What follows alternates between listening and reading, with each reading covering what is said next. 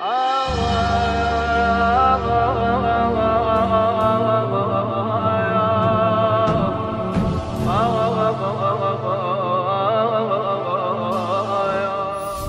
صفرالاحزان داره خلاص میشه، پشت سرش ایام محسنیه هست.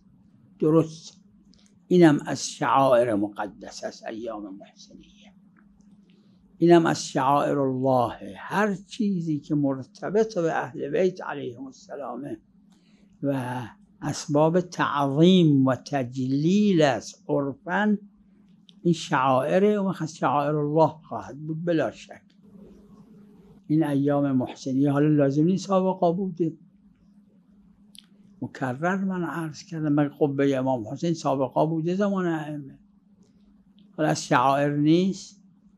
ضریح مقدس امام حسین، ضریح مقدس حضرت رضا علیه السلام، کاظمین، نجف اشرف، سامرا، اینا شعائر نیستن چون زمان ائمه نبودن؟ این چه منطقیه؟